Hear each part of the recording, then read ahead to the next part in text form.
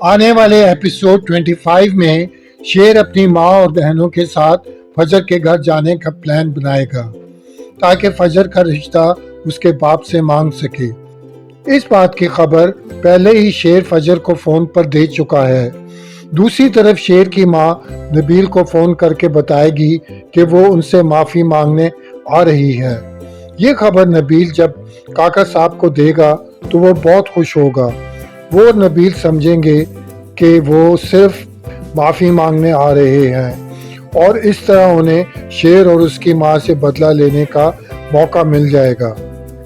اب شیر اپنی ماں اور بہنوں کے ساتھ فجر کے گھر پہنچ کر اپنی گاڑی سے اتریں گے۔ ماں شیر سے کہے گی، فجر تمہاری زندگی میں دوسری لڑکی ہے جس سے تم اتنی محبت کرتے ہو۔ شیر جواب دے گا، محبت پہلی ہو یا دوسری، لیکن عشق پہلا ہے۔ وہ فجر کے گھر کے اندر جائیں گے اور وہاں فجر کے گھر والے سب موجود ہوں گے۔ سب سے پہلے شیر جھک کر کاکا صاحب کو آداب کرے گا۔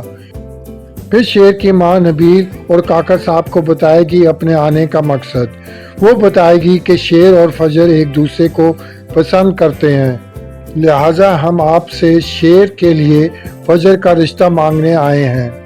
اس رشتے کی وجہ سے نہ صرف ان دونوں کو ان کی خوشیاں مل جائیں گی بلکہ ہم دونوں خاندانوں کے درمیان دشمنی بھی ختم ہو جائے گی۔ یہ سن کر نبیل اور اس کی بہن دوسرے کمرے میں جائیں گے۔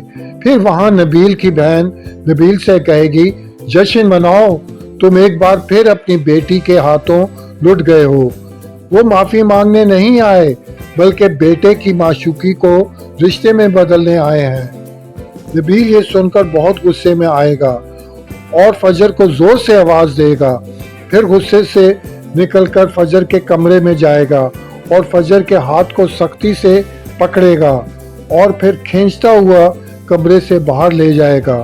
فجر حیران ہو کر کہے گی، بابا۔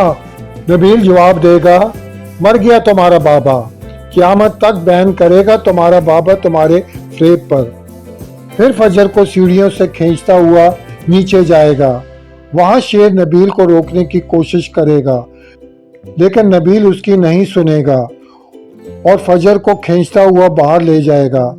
وہاں اپنی گاڑی کا دروازہ کھول کر فجر کو زور سے سیٹ پر پھینک دے گا اور پھر زور سے دروازہ بند کر کے کسی خفیہ جگہ پر پہنچا دے گا۔ یہاں وہ فجر کو کسی عورت کے حوالے کر دے گا۔ جب وہ واپس آئے گا تو وہ کاکا صاحب اور اپنی بہن کو بتائے گا فجر مر چکی ہے اور ایسے مری ہے کہ آج کے بعد اس گھر سے اس کی قبر پہ بھی کوئی نہیں جائے گا۔ یہ سب کچھ دیکھ کر شیر اور اس کی ماں کو اب سمجھ نہیں آئے گی کہ اب وہ کیا کریں، لیکن شیر جو فجر سے بہت محبت کرتا ہے اب چین سے نہیں بیٹھے گا اور وہ ہر صورت میں فجر کو ڈھونڈ کر ہی دم لے گا۔